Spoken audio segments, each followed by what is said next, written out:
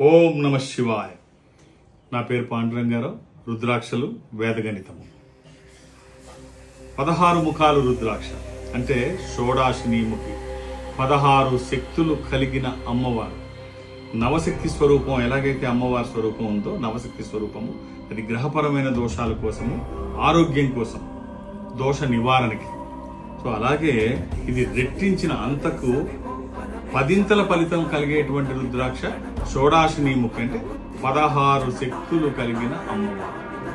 ఈ రుద్రాక్ష ధరించడం కూడా పూర్వజన్మ సుకృతంగానే భావించారు. ఇది స్త్రీలు ధరిస్తే చాలా బాగుంటుంది.